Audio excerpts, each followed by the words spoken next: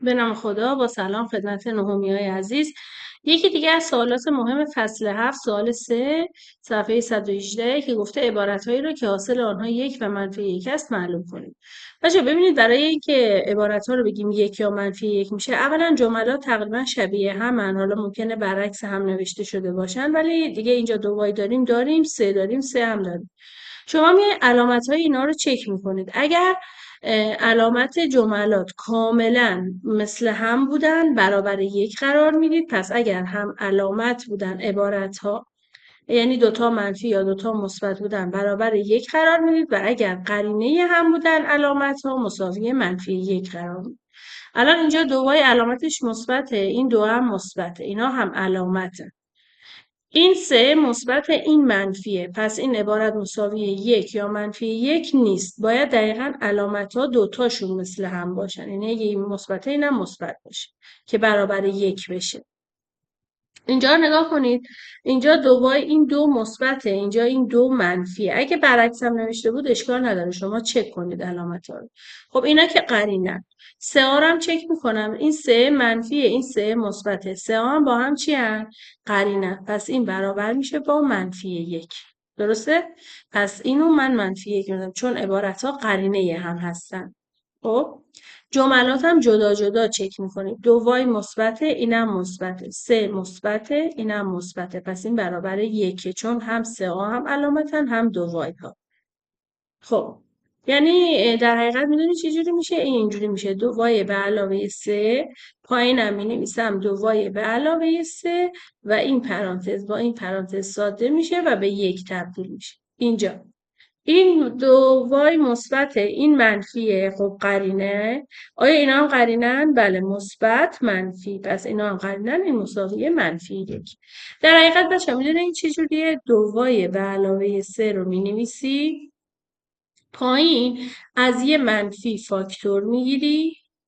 اگه من منفی اینو بردارم دو وای میمونه، اگه منفی اینم بردارم مثبت سه میمونه. بعد اینا رو با هم دیگه ساده میکنم، صورت میشه یک، مخرج میشه منفی یک، پس کلا برابر منفی یک. پس رمز ما برای این سال همین، هم علامت ها یک، قرینه ها منفی یک باشه. خب حالا این سوال هم میگه جملات رو به هم دیگه وصل کن. خب بچه ها اینجا شما بیاید برای اینا به قولی کارهایی که میتونی فاکتور گیری یا جابجا کردن اینا رو انجام بده. مثلا من میتونم برای این پرانتز بذارم، برای این پرانتز، برای این پرانتز، برای اینم پرانتز. اینو میتونم برعکس کنم چون من ای منهای دو، البته اینجا هم یه دوی منهای ای هم دارم. خب اینم برم پرانتز بذارم، اینم پرانتز. میگه سطر اولیه رو به سطر دوم. اینجا بچه من میتونم از یه منفی فاکتور بگیرم. خب وقتی که از منفی فاکتور میگیریم، خب فاکتور گیری یعنی تقسیم کردن، میری دوتا رو بر منفی تقسیم میکنی. منفی در منفی میشه مثبت ها، منفی در منفی میشه مثبت دو. جوابای تقسیم ها رو تو پرانتز مینویسیم. اینجا من از یه منفی فاکتور بگیرم ببینم چی میشه. خب پس کلا این جمله شد منفی a به علاوه دو به روی منفی a به علاوه 5. خب بعد بچه‌ها منفی در منفی میشه مثبت، و یعنی این منفی با این منفی میره. پس میمونه a به علاوه دو a به علاوه 5. خب کدوم اینا a به علاوه دو؟ گزینه دو. این دوه. اینجا از یه منفی فاکتور بگیرم میشه a به علاوه 5. پس کلا میشه صورتش میشه a منهای دو به روی منفی a به علاوه 5. خب آیا تو صورت چنین چیزی داریم؟ a منهای دو به روی a به علاوه 5. خب حالا ما تو صورت چنین چیزی رو نداریم. مثلا اینجا a منهای دو داریم، پایین a به علاوه 5 داریم، منفی نداریم، ولی اینجا ما یه منفی داریم. بچه منفیه که توی مخرج هم میتونه برای صورت باشه یا کنار کسر باشه. من این منفی رو انتقال میدم به صورت، چون چنین گزینه این بالا نداریم. اینو داریم ولی منفی نداریم. این منفی رو میارم بالا، دیگه a به علاوه 5 بمونه پایین، چون من اینجا a به علاوه 5 رو دارم. حالا منفی رو توی این ضرب میکنم. اگه اینا رو برعکس بنویسم میشه یه جمله از بالا درست کرد. جمله 3 2 منهای a به علاوه 5. اینم 3. پس آخری هم حتما 1. چجوری؟ اینا رو برعکس مینویسم، توی منفی ضرب میکنم، از یه منفی فاکتور میگیرم، منفی در منفی میشه مثبت، این میشه a منهای 2 a به علاوه 5. پس اینم 1. خب دیگه حالا اینا رو هم خودتون بخونید. بریم درس دوم ضرب و تقسیم عبارتهای بیا که حالا من یه جمله پیدا کنم این تقسیم رو حل کنیم. خب اینو ما حل میکنم بچه ها نگاه کنید. اینا رو باید یا با تجزیه یا اینکه با فاکتورگیری حل کرد. اولی خود تجزیه است. a2 منهای 4 a منهای 5. خب من از a فاکتور میگیرم 2 عدد پیدا کنم که ضربشون بشه 5. خب میگم 1/5 که وقتی اون عددا رو از هم کم میکنم 5 از 1 کم میکنم بشه 4. پیدا کردیم. علامت اولی برای عدد بزرگه 2 تا رو ضرب کن برای کوچیکه. می‌نویسیم برای خب مخرج یه فاکتورگیری اتحاد که نیست. از یه a فاکتور میگیرم، از اولی a میمونه، از دومی 4. بچه‌ها نگاه کنید فاکتورگیری. از a که توانش کوچیک‌تره فاکتور میگیرم، هر کدوم رو به a تقسیم میکنم، جواب a تقسیم ها رو میذارم پرانتز a2 با a، اینجا یه دونه a میمونه، اینجا a با a میره، منفی 4. خب تقسیم رو کردم ضرب، کسر رو معکوس میکنم، a منهای 4 میره بالا که فقط میتونم براش پرانتز بذارم ولی این میاد پایین. حالا تجزیهش کنم. باز اتحاد یک جمله مشترکه. 2 عدد پیدا کنم که ضربشون بشه 2 که جمعشون بشه 3. 2 تا مثبت بودن تا هم مثبت بزن. بعد که این کارو کردیم حالا باید قسمت ساده کردن رو بریم که شما میتونید به صورت ضربه دری خب یا زیر همی ساده کنید. مثلا a منهای 4 با a منهای 4 میره، a به علاوه 1 با a به علاوه 1 میره. دیگه چیزی ندارم که بخواد ساده بشه. از صورت میمونه a منهای 5. از مخرجم هم یه دونه a میمونه با این پرانتز. به این کار میگیم ساده کردن. بچه‌ها شما تو ساده کردن تو تقسیم، مثلا تو درس تقسیم باید معکوس کنید. یک تقسیم رو به ضرب تبدیل کنید، اینو معکوس کنید. خب برگردیم رو کتاب.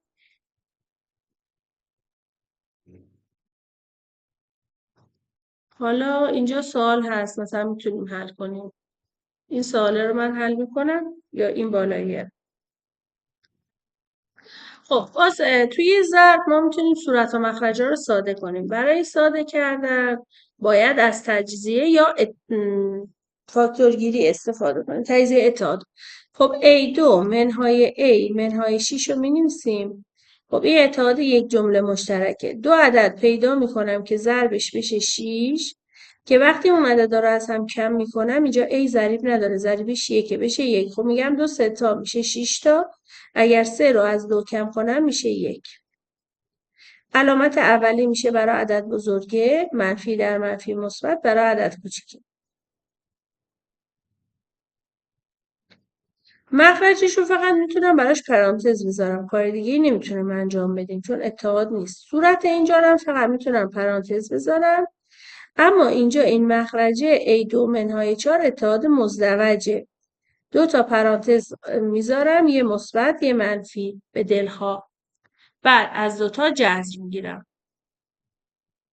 خب و اینا رو توی مخرج قرار میدم. بچه اتحادا رو خوب یاد بگیرید تجزیه‌شون. حالا میرم ساده میکنم. پرانتز a به علاوه 2 با این میره، a به علاوه 3 با این میره. از صورت میمونه a منهای 3، از مخرج میمونه a منهای 2. دیگه هم نمیرید a رو با a ساده کنید چون منهاست. در منها حق ساده کردن نداریم. اینم میشه درس ضربمون. اما درس جمع و تفریق باز من کار در کلاسش رو حل میکنم برات. این الفش رو حل. خب بچه اینو میگه حاصل عبارت زیر را به دست آورید. ببینم جمع یا منهاست. جمع. خب ببینید توی جمع و تفریق عبارت‌های گویا در حقیقت ما دیگه ساده کردن نداریم، باید مخرج مشترک بگیریم. این جمع و تفریق عبارت گویاست. باز یه چند مدل جمع و منها داریم توی اینا. بچه‌ها نگاه کنید اینجا مخرج ها رو باید مساوی کنم، پس من کاری به صورت ها ندارم، نگاه هم به مخرج هاست.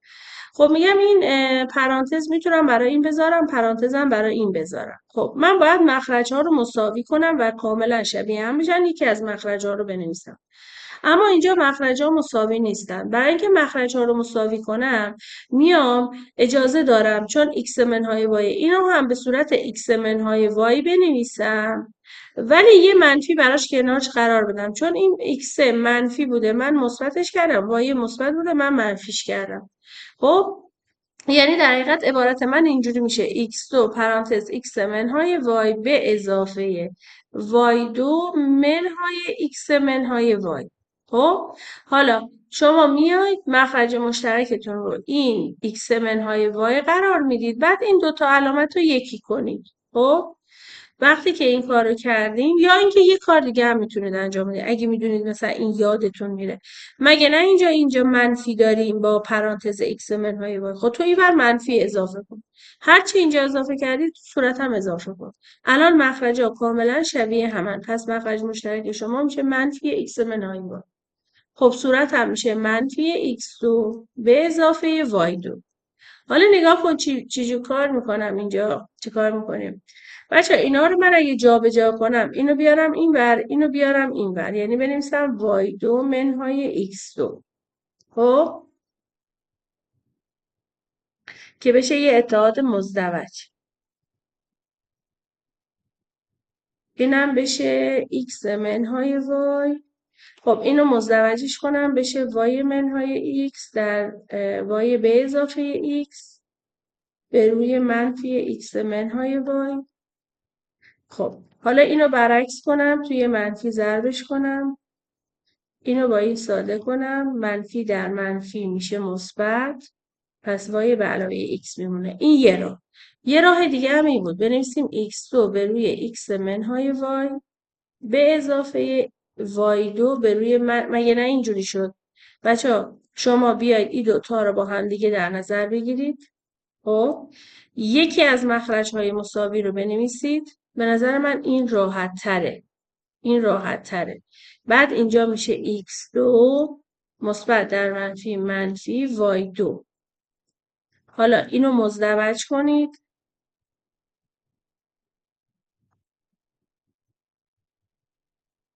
این پرانتز رو با این پرانتز بزنید میشه x به علاوه y. x به علاوه y x به علاوه y. خب در جمع خاصیت جابجایی هست. به نظر من این روش بهتره. اگر مخرج‌ها شبیه هم نبودن شبیه همشون کنید، توی منفی ضرب کنید، این دوتا رو در هم ضرب کنید بنویسید، راحت تر به جواب میرسید. باز بریم یکی دیگه. مثلا این پایینیه که پرتکراره. خب ببینید برای حل این باز منهاست، یا حالا منها باشه یا جمع باشه زیاد تفاوتی نداره. شما باید مخرج مشترک بگیرید. خب این مخرجمون تجزیه نیست، من میام اینو تجزیه میکنم. این میشه x منهای 2 در x به علاوه 2. بچه اتحاد مزدوج دو تا جمله است، دو تا پرانتز براش باز و بسته میکنیم، از دوتاشون جذر میگیریم. جذر x2 میشه x، جذر 4 میشه 2، بعد یه پرانتز منفی یه پرانتز مثبت. خب حالا پرانتزها رو مقایسه میکنم.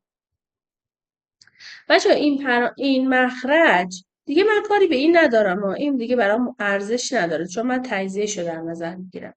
توی این مخرج من یه پرانتز x منهای 2 دارم، یه پرانتز x به علاوه 2 دارم. توی این یکی مخرجه پرانتز x به علاوه 2 رو دارم ولی پرانتز x منهای 2 رو ندارم، پس اضافهش میکنم. حالا هرچی تو مخرج اضافه کردی همون رو باید برای صورت هم اضافه کنیم. خب الان دیگه مخرج ها کاملا شبیه هم شدن. دوتا مخرجمون پرانتز x منهای 2 رو دارن پرانتز x به علاوه 2 رو هم دارم. پس مخرج مشترک من میشه x به علاوه 2 در x منهای 2. خب حالا همه بلاها میره سر صورت. صورت اولیه که 2x2 منهای 16. اولا اینجا یه منفی داریم، باید دقت کنیم اگه منها بود. کروشه رو باز کنید، حاصل اینو بنویسید داخل کروشه. بچه‌ها این اتحاد یک جمله مشترکه. باید اتحادا رو خیلی خوب بلد باشین تو فصل 7. اگه یادتون باشه بهتون گفتم یک جمله مشترک میشه پرانتز به توان 2 به اضافه نقطه چین پرانتز، گفتم بعد پرانتز همیشه به اضافه بذارید، به اضافه این نقطه چین. این برای جمع بود، این برای ضرب بود. خب x رو میذاریم مشترک رو اینجا، یه دور اینا رو با هم جمع میکنیم.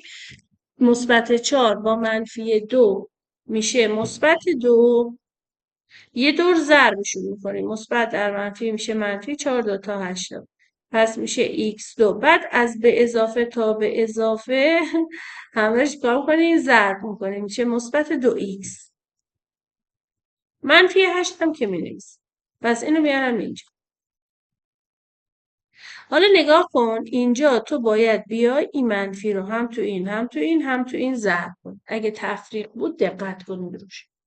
خب بچه نگاه کنید، مخرج مشترک خیلی ساده، یه تجزیه بود من اضافه کردم ولی داره همه عملیات رو صورت انجام میشه. مخرج که همونه، اونجا نشسته کنار داره نگاه میکنه میخنده به صورت. چه بلاهایی که سر صورت نرفت با یه پرانتز x منهای 2. خب این میشه 2x2 منهای 16 منفی x2 منفی در مثبت منفی 2x منفی در منفی مثبت 8. خب 2x2 منهای 1x2 خب میشه x2.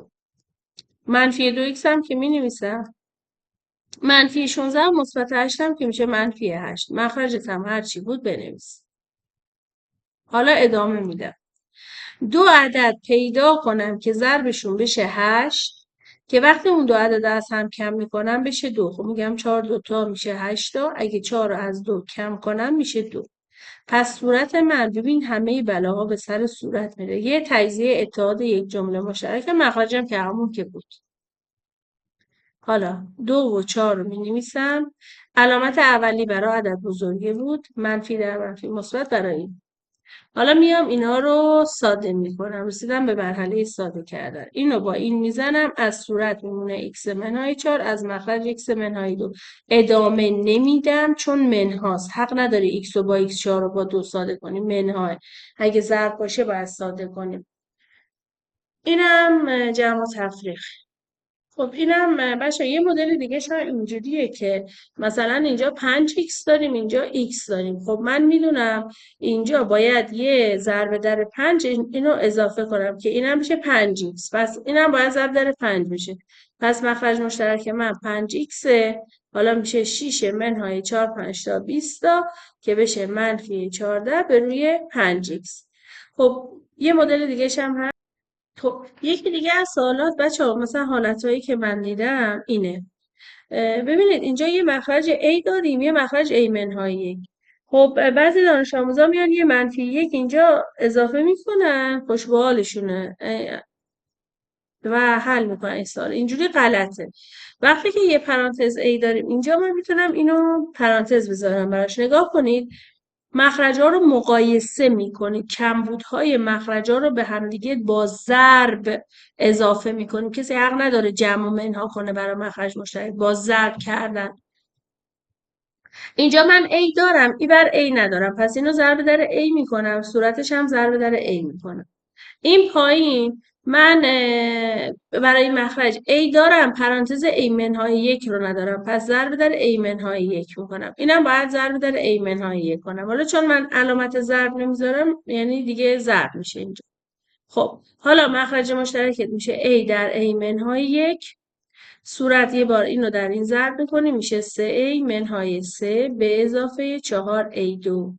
خب حالا من اگه اینو مرتب کنم میشه 4A2 به علاوه 3A منهای 3. من به استاندارد نوشتمش A در A منهای 1 و تمام. دیگه حالا اینجا هم اتحاد نیست. پس اگر مخرج ها بودن A و A منهای 1، حق ندارید اینو منهای 1 کنید به A برسونید.